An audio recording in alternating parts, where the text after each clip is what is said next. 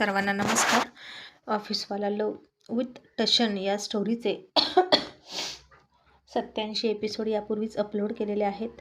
कृपया ते सगळे एपिसोड ऐकण्यासाठी आपल्या चॅनलला भेट द्यावी. इंद्रा आता रुसला आणि अख्खं ब्लँकेट अंगाभोवती गुंडाळून झोपला आणि आर्यानं त्याच्यासाठी एक छान गाणं म्हटलं तरीही त्यानं ऐकलं नाही. तिने आता डोक्यावरच हात मारला.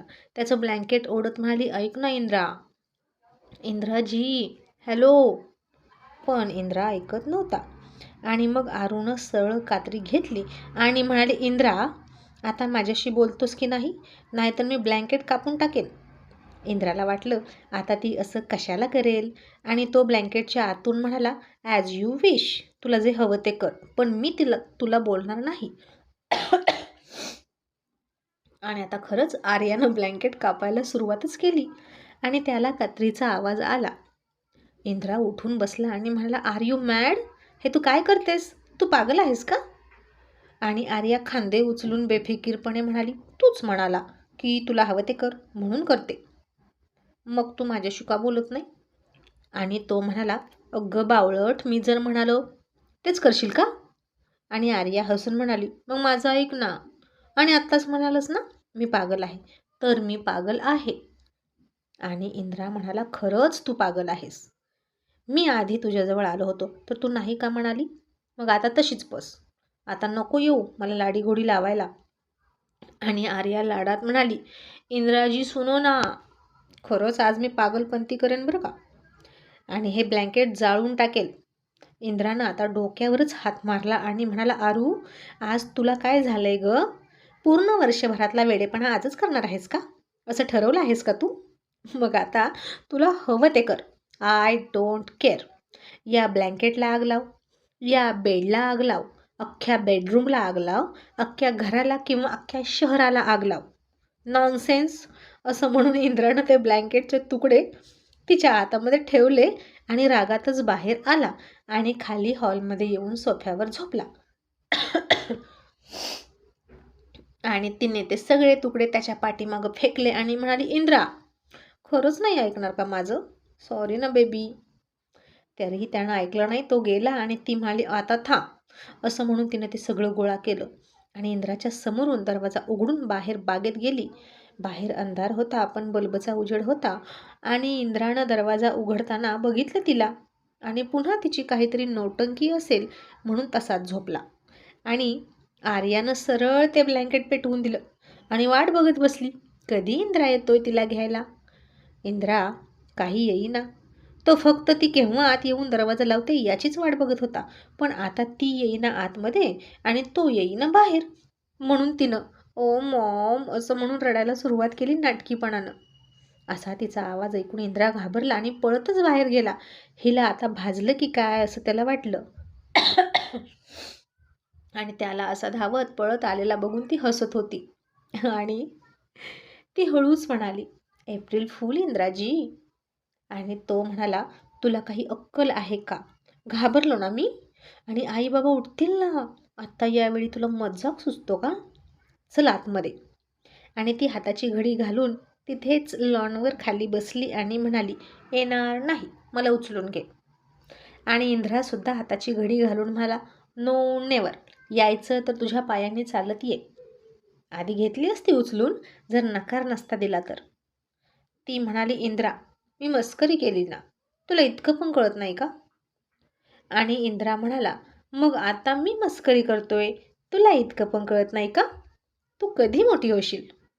आणि आरू हसून लाडातच म्हणाली, तू मोठी केल्यावर. आणि खरं सांगायचं तर मला मोठं व्हायचंच नाही. मला ना लग्न पण करायचं नव्हतं. लग्न केलं आणि डॅडने मला काय काय करायला लावलं. कंपनीसुद्धा सांभाळायला लावली आणि मी मोठी झाले. इंद्रा, मला ना लाड करून घ्यायचे. इंद्रा, तू करणार ना माझे लाड, दादा आणि डॅडसारखे? नाहीतर मी तिकडं निघून जाईल, मग तू तसाच बस. आणि इंद्रा म्हणाला, केले असते, पण तू ना मला तुझ्या दादा आणि डॅडपेक्षा जास्त त्रास देतेस. आता येतेस की नाही सांग. तिने पुन्हा दोन्ही हात उचलले लाडात आणि म्हणाली, उचलून घे. आणि त्यानं आता सरळ तिच्या हातालाच पकडलं आणि ओढत ओढत घेऊन आला बेडरूममध्ये आणि आतमध्ये ढकलली आणि बाहेरून कडीला घातली आणि म्हणाला, आता झोप, किंवा तशीच बस. हॉरिबल लडकी. आणि पुन्हा तो येऊन हॉलमध्ये झोपला. तिला बेडरूममध्ये बंद करून. तिनं रागात दरवाजावर हात मारला आणि ओरडून म्हणाली, इंद्रा, डफर कुठला. आता मी काय करू, काय करू, काय करू, काय करू असा ती विचार करत होती. आणि पुन्हा आर्याच्या डोक्यात भन्नाट आयडिया आली आणि ती बाल्कनीत गेली. तिथून खाली बघायला लागली. किती उंच आहे ते बघितलं. आता तिथं शिडीसुद्धा नव्हती.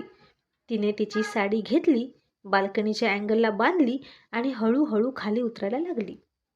आणि आता थोडंसं अंतर काय गेली आणि तिनं खाली बघितलं आणि तिला भीती वाटायला लागली. आणि इंद्रा, इंद्रा, ओ मॉम सेव्ह मी म्हणून रडायला लागली. आणि आता इंद्राला वाटलं की पुन्हा नौटंकी करते आणि तिच्या रूममधूनच ओरडते. म्हणून त्यानं पुन्हा हाताची घडी घातली, डोळे झाकले आणि म्हणाला बस ओरडत, आय डोंट केअर. आणि इकडे घाबरून घाबरून तिला घाम सुटला आणि तिच्या हाताला सुद्धा घाम सुटून हात सुटायची वेळ आली.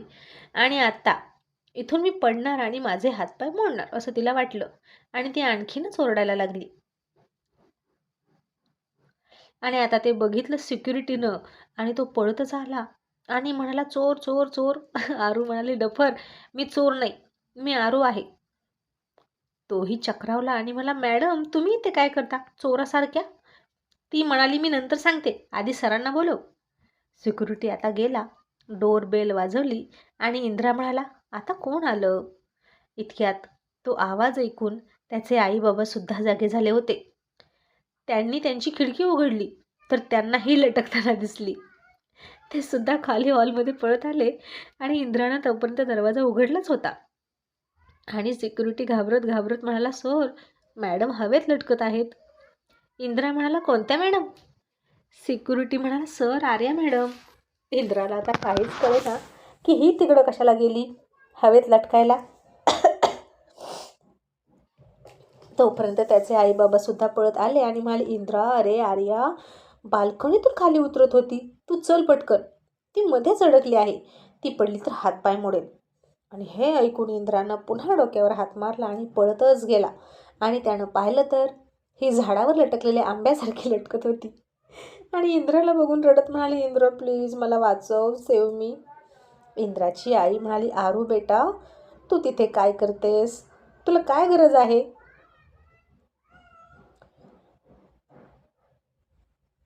इथे लटकायची, तेही यावेळी, आत्ता, इतक्या रात्री. आणि आर्या म्हणाली, मॉम, त्याने मला रूममध्ये कोंडलं आणि हॉलमध्ये आला, मग मी बाहेर कशी येणार, मॉम मला वाचवा. इंद्राचे बाबा म्हणाले, इंद्रा काहीतरी कर, शिडी आण आणि तिला पकड. आणि इंद्रा हाताची घडी घालून मला, नो बाबा, तिला अशीच राहू द्या, फार शहाणपणा करते, अशा ऊटपटांग हरकती करायला हिला कोण सांगतं, काही गरज आहे का. स्वतःला अजून लहान मुलगी समजते का. आणि तुम्ही जा झोपा, उगीच तुमची झोप मोड झाली, उद्या ऑफिस आहे. इंद्राची आई म्हणाली, इंद्रा, अरे असं कसं करतोस, आधी तिला उतरव, त्याशिवाय आम्ही जाणार नाही. इंद्रा म्हणाला, आई बाबा तुम्ही जा, मी बघतो ना. आता आई बाबा तर गेले आणि इंद्रा हाताची घडी घालून तिची मजा बघत होता. आर्या पुन्हा म्हणाली, इंद्रा प्लीज प्लीज मला उतरव, मी पडेन. आणि इंद्रा म्हणाला, पुन्हा अशी करशील, मला नाही म्हणशील का, आगाऊपणा करशील का. आणि ती नाही नाही म्हणत होती. आणि इंद्रा, तुझं सगळं ऐकते, पण प्लीज मला घे ना खाली. आणि इंद्रा हसून म्हणाला, आणखीन थोडंसं थांब ना, छान दिसतेस हवेत लटकताना. आणि तिला राग आला आणि म्हणाली, डफर कुठला, आता तुझी माफी मागितली, तुझ्या सगळ्या अटी मान्य केला, तरी मला घेत नाहीस का. इंद्रा, माझा हात सुटतोय. आणि इंद्रा म्हणाला, मला डफर म्हणालीस ना, आता मी निघालो. असं म्हणून तो मुद्दाम निघाला आणि ती घाबरूनच गेली. इंद्रा, मी पडले असं म्हणून तिनं हात सोडला. तसा इंद्रा परत फिरला आणि त्यानं तिला अलगद मिठीत घेतली आणि तिनं घट्ट डोळे मिटून घेतले. आणि मी पडले असं वाटत असतानाच ती त्याच्या हातात फुलासारखी विसावली होती. तिनं हळूच एक डोळा उघडला आणि त्याच्याकडे बघितलं आणि तो तिच्याकडे रागात बघत होता. आणि मग तिनं हळूच त्याच्या गळ्यात हात टाकले आणि ओठांचा पौट केला. आणि इंद्रानं तिच्याकडे बघितलंच नाही. आणि तिनं पुन्हा त्याच्या गळ्यातून हात काढले, जमिनीकडे सैलसर हात फेकले अवसान गळाल्यासारखे आणि ओरडून म्हणाली, ओ मॉम, मी मेले. आणि त्यानं तिचा गाल चावला आणि म्हणाला, आता तुला दाखवतो मरण काय असतं, चल वर. तिने पुन्हा त्याच्या गळ्यात हात टाकले आणि म्हणाली, काय काय करशील. आणि तो हसून तिला वर घेऊन आला आणि त्याच्या आईबाबांनी ते पाहिलं आणि हसून खिडकी लावली. मग त्यानं तिच्या पायाने मेन डोर ढकलला. तिला तशीच उचलून घेतलेल्या अवस्थेत म्हणाला, डोर लॉक कर. मग तिनं डोर लॉक केला आणि तसंच त्यांच्या बेडरूमचा डोअरसुद्धा लॉक केला. आणि त्यानं तिला बेडवर ठेवली आणि म्हणाला, ब्लँकेट तर तू जाळून टाकलं, आता अंगावर काय घ्यायचं. 1 मिनिट, आता तुझा हा ड्रेस मी अंगावर घेणार, चल काढ. असं म्हणून बोटं चाळवत चाळवत तिच्या दिशेने गेला आणि आर्या हसून नाही नाही म्हणून बेडरूमभर पळायला लागली. शेवटी त्यानं तिला मिठीत पकडली आणि तिचा अख्खा ड्रेस काढून टाकला आणि ब्लँकेट अंगावर न घेताच रोमॅन्सला सुरुवात केली आणि दोघांचाही ओफवाला रोमॅन्स सुरू झाला. मग दुसऱ्या दिवशी सकाळी सकाळी ऑफिसला जाण्याच्या आधीच संग्रामनं घरचं सगळं आवरलं. इतक्यात तिकडून जितेंद्र आला आणि त्याला म्हणाला, गुड मॉर्निंग संग्राम. तू काय विचार केलास टिम्पलबद्दल. आणि संग्राम म्हणाला, तुला कॉफी हवी का. आणि ही तुझ्या बायकोची कॉफी घे, कारण आम्ही तिचं काम नाही केलं की तुला त्रास देते ना. जितेंद्र म्हणाला, मला नाही रे आवडत, पण बघितलं ना तिचे डॅडी आणि ते डिम्पल ते कसे करतात. मला यामध्ये मम्मीनं अडकवलं संग्राम, मी तरी काय करू. संग्राम म्हणाला, मग यातून बाहेर पडायचं कोण. जितेंद्र म्हणाला, मी करतोय प्रयत्न, पण दुसरीकडे नोकरी लागली पाहिजे की नाही. त्यात नाही ना, मला तिच्या डॅडीची कंपनी सोडू देणारच नाही. मी कुठे जरी नोकरीला गेलो तरी तिचे डॅडी इंटरफेअर करून मला तिथून नोकरी सोडायला लावणारच. संग्राम म्हणाला, आणि जर मी तुझ्यासाठी एखादा जॉब बघितला तर तुला चालेल का. माझ्या ऑफिसमध्ये वॅकन्सी आहे पुरुषांसाठी. सध्या तिथं मी आणि माझे बॉस दोघेच पुरुष आहोत, बाकी सगळ्या लेडीज आहेत. आणि जितेंद्र म्हणाला, ओके चालेल. आणि संग्राम, मला असं वाटतं की तू काल मम्मीच्या शब्दाखातर जे केलंस, नैनाच्या डॅडीचा पाय पुसलास, तसं मम्मीच्या शब्दाखातर डिम्पलसोबत लग्न करू नकोस प्लीज. आणि संग्राम म्हणाला, कळतंय मला, ते डिम्पल अजिबात सिम्पल नाही, बघतो काय करायचं ते. असं म्हणून तो निघाला, बसमध्ये बसला आणि मधूला फोन ट्राय करायला लागला. मधूने आता त्याचा फोनसुद्धा डिलीट करून टाकला होता. तिला संग्रामचं नावही नव्हतं काढायचं. अशा भेकड मुलाचा काय उपयोग, जो इतका इमोशनल ब्लॅकमेल होतो. मग जे स्वतःची मदत करत नाहीत ना, त्यांना देवसुद्धा खाली आला तरी अशांची मदत करू शकत नाही, असं तिला वाटतं. आणि अननोन नंबर पडला म्हणून तिने उचलला आणि म्हणाली, कोण. आणि संग्राम म्हणाला, मधू मी बोलतोय, तू मला ओळखत नाहीस का. आता माझा नंबरही डिलीट केलास का तू. तसा मधूने फोनच कट केला आणि तो नंबर ब्लॉकसुद्धा करून टाकला आणि रागात म्हणाली, लूजर. आणि आता संग्रामने इंद्राला फोन केला आणि म्हणाला, सर मला ऑफिसला यायला थोडासा उशीर होईल, चालेल का. इंद्रा म्हणाला, का रे, काय झालं. संग्राम म्हणाला, सर थोडा पर्सनल कारण आहे, पण प्लीज समजून घ्या.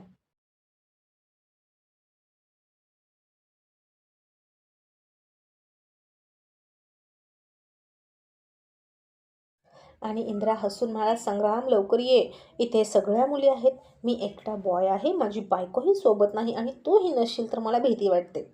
संग्राम आता हसला आणि म्हणाला, आलो सर, फक्त अर्धा तास द्या. आणि संग्राम थेट दुसरी बस पकडून मधूच्या कॉलेजमध्ये गेला. तिचं लेक्चर सुरू होतं. त्यानं तिच्या क्लास विचारला, तिथं गेला. क्लासच्या बाहेरून त्यानं बघितलं, मधू सेकंड बेंचवर बसली होती आणि उदास होती, डोक्याला लागलेलं होतं. त्यानं तिला हात केला. तिनं त्याच्याकडे बघितलं आणि चकित झाली. आणि हा इथे आता कशाला आलाय, मला पुन्हा याच्या फंदात पडायचंच नाही आणि मला याला ओळखही द्यायची नाही, असं म्हणून तिनं दुसरीकडे बघितलं.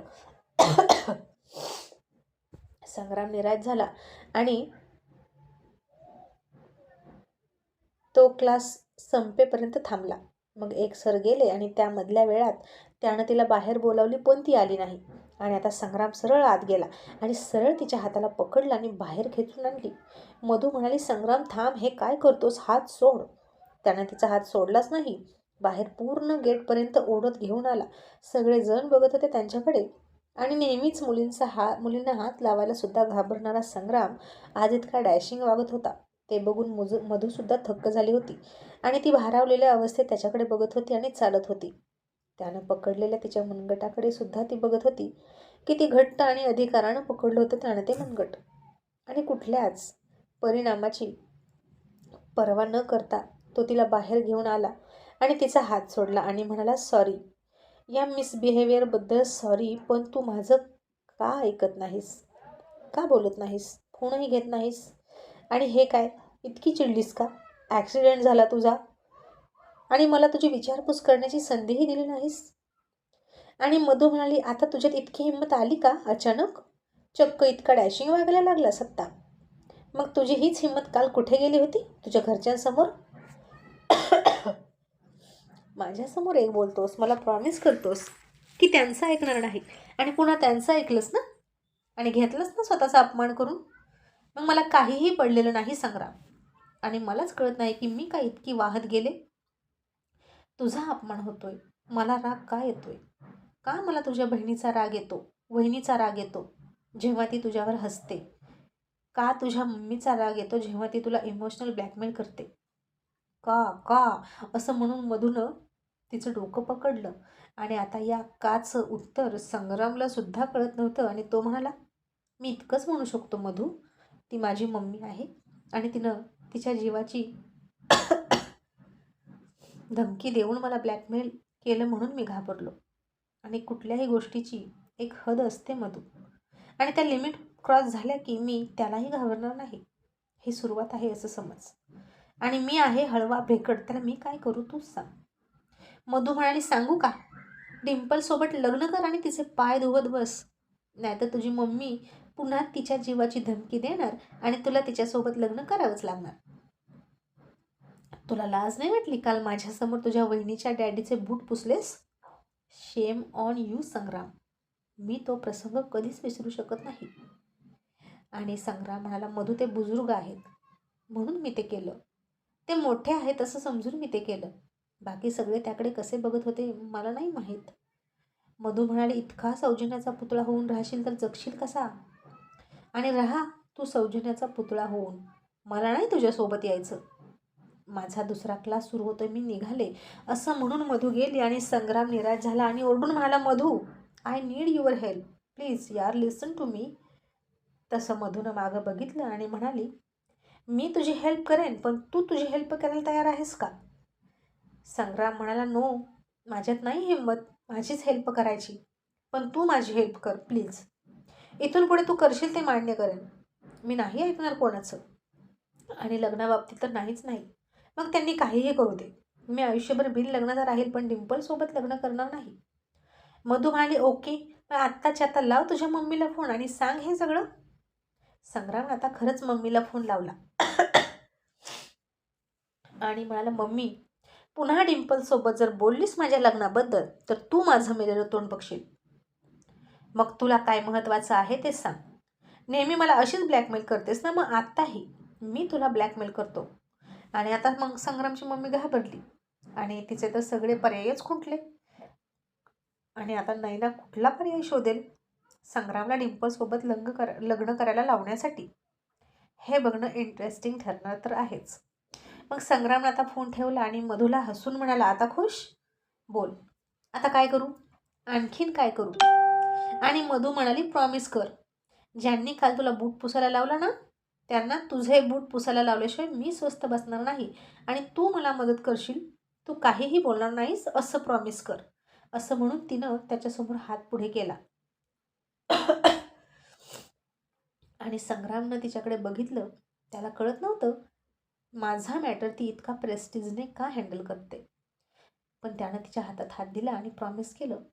आणि त्यानं फक्त हळूच तिचा हात दाबला आणि मधूनं त्याच्याकडे चमकून बघायला सुरुवात केली. आणि त्यानं हसून हात सोडला आणि निघून गेला. आणि तिनं तिच्या हाताकडे बघितलं आणि हसली. आणि इकडे ऑफिसमध्ये अतुल म्हणाला, अर्जुन सर, या कपूर कंपनीकडून सतत प्रपोजल येतं, मीटिंगचं काय करू? अर्जुन हसून म्हणाला, काय करू म्हणजे? मला काय विचारतोस? ते तुझं काम आहे, मी फक्त मीटिंग करणार, माणसं तू बघून घे. आणि इतक्यात अतुल म्हणाला, ओके, आहेत 2 मिनिट तर बघतो. आता त्याला कॉल केला आणि कॉल उचलला कपूर कंपनीचे CEO नैनाचे डॅडी. आणि अतुल म्हणाला, who is there? Mister Dalvi, are you there? आणि नैनाचे डॅडी म्हणाले, यस स्पीकिंग. आपण कोण बोलता? आणि अतुल म्हणाला, आय एम अतुल. तसा नयनाचा डॅडी हातातून फोन पडता पडता राहिला आणि खुर्चीतून ताडकून उभा राहिला आणि देव भेटावा तसा खुश होऊन म्हणाला, mister Atul, oh my God, तुम्ही चक्क मला फोन केलात. Oh my God, I can't believe sir. आणि अतुल त्याच्या नेहमीच्या देसाई इंडस्ट्रीजच्या मॅनेजरला शोभेल अशा ॲटिट्यूडमध्ये म्हणाला, ते सोडा, माझ्याकडे आहेत फक्त 2 मिनिट, त्यातले तुम्ही खाल्ले अर्धा मिनिट. फक्त 1.5 मिनिटात सांगा की तुम्हाला काय भेटायचं आहे मला. आता नयनाचे डॅडी चक्रावले. तर प करण्यातच 10 सेकंद गेली आणि अतुल त्याची परीक्षा घेत होता आणि त्याला जसं शक्य आहे त्या वेगात त्यानं त्याच्या कंपनीची माहिती सांगितली आणि म्हणाला, प्लीज मला वेळ द्या असं म्हणाला. आणि शेवटच्या सेकंदाला अतुल म्हणाला, okay, I will call you later, मीटिंगसाठी वेटिंग करा, आणि फोन ठेवला. आणि नयनाच्या वडिलांनी हृदयावर हात ठेवला. धावत पळत त्याचे ओढून मिस्टर कपूरकडे गेला आणि म्हणाला, सर, आज मिरॅकल झालं, चमत्कार झाला. मिस्टर अतुल माझ्याशी बोलले. मी त्यांना रिक्वेस्ट मेल टाकायचो. आज त्यांनी फायनली कॉल केला आणि आता लवकरच आपली प्रतीक्षा पूर्ण होईल सर. मिस्टर कपूरसुद्धा खुश झाले आणि अर्जुन म्हणाला, अतुल, तू पण यार, काय परीक्षा घेतो यार समोरच्याची. अतुल म्हणाला, मग टाईमपास करणारे नकोच आपल्याला. ईच अँड एव्हरी सेकंड काम केलं पाहिजे, कारण उरलेल्या वेळ आपल्याला मस्ती करायची असते ना. असं म्हणून दोघं हसायला लागले. मग अर्जुनने कॅलेंडर बघितलं आणि म्हणाला, आता कधीची डेट देशील त्याला? पुढच्या 6 महिन्याच्या every date and second minute सगळं पॅक आहे. आणि अतुल म्हणाला, ओके, 6 महिन्यानंतरची देऊया ना डेट. आणि मग अतुल घरी आला. मधूसुद्धा घरी आली आणि आज मधू खुश होऊन त्याच्या शेजारी बसली आणि म्हणाले, डॅड, काल काय झालं होतं माहिती आहे का? असं म्हणून तिनं तर सगळं सुरुवातीपासून सांगायला सुरुवात केली. आणि तिला खुललेली बघून नेहा अतुल खुश झाले आणि ती सगळं येऊन सांगणार त्याला हे माहीत होतं. आणि संग्रामला कशाप्रकारे सगळे बोलतात हे तिनं सांगितलं. मी त्याची हेल्प करते. आणि त्या नयनाचे डॅडी आहेत ना, त्यांनी त्याला बूट पुसायला लावला, तेही माझ्यासमोर. आणि तो गुपचूप बसला का? तर म्हणे ते मोठे आहेत, त्यांचा रिस्पेक्ट करतो. आणि डॅड, म्हणून मी खूप चिडले आणि ॲक्सिडेंट झाला. अतुल म्हणाला, ओके, तुला नाही का आवडत त्यानं कोणासमोर झुकलेलं? आणि मधू म्हणाली, नाही, मला नाही आवडत त्यानं कोणासमोर झुकलेलं. आणि अतुल हसून म्हणाला, बेटा, कोणासमोर नाही झुकलो तरी पुरुषाला बायकोसमोर झुकावं लागतं बरं का, एवढं लक्षात ठेव, जसा की मी. असं म्हणून अतुलने इथे सुद्धा थोडा विनोदाचा पंच मारला. आणि ती हसून म्हणाली, डॅड, ते मी समजू शकते, पण त्याचं कुठं लग्न झालं आहे अजून? आणि अतुलची जाणकार नजर लगेच ओळखून गेली संग्रामचा स्वभाव. आणि तो म्हणाला, ओके, लग्न नाही झालं का? मग मला त्याला भेटायचं आहे. आणि मधू म्हणाले, ओके डॅड. अतुल म्हणाला, आणि काय म्हणालीस त्याच्या वहिनीच्या डॅडीचं नाव? मधू म्हणाली, ती म्हणत होती कपूर इंडस्ट्रीजच्या CEO. आणि डॅड, ते तुम्हाला भेटण्याचा प्रयत्न करतात. आणि खरं तर डॅड, म्हणून मी यात पडले, तुमची हेल्प होईल ना म्हणून. आणि अतुल हसला आणि म्हणाला, ओके बेटा, बोला काय करायचं? आणि मधू म्हणाली, त्या नयनाच्या डॅडीने संग्रामचे शूज पुसले पाहिजेत, असं काहीतरी करा. आणि त्यानं पुन्हा मधूकडे बघितलं आणि पुन्हा तिच्या डोळ्यात बघत होता आणि पुन्हा अंदाजा घेत होता की संग्रामच्या अपमानाचा बदला घेण्याची मधूला काय गरज.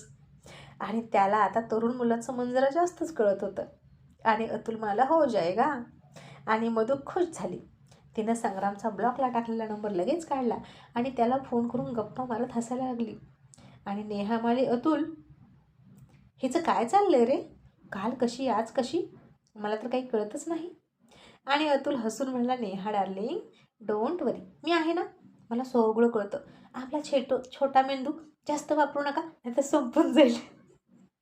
तशी नेहा त्याच्या मागे फटका द्यायला धावली आणि म्हणाले, आता तुझ्या डोक्यावरचे आहेत तेवढे केस उपटून टाकणार आणि तुला गंजा करून टाकते. आणि त्यांची मस्ती संग्रामला फोनमधून ऐकायला गेली आणि तो म्हणाला, मधू, कोण ओरडते ग? आणि मधू म्हणाली, माझे मम्मी डॅड रोज असेच मस्ती करतात. आणि हे ऐकून संग्राम चक्रावला. आणि अशी मोठ्या माणसाची मस्ती त्यानं तरी आजपर्यंत ऐकली नव्हती.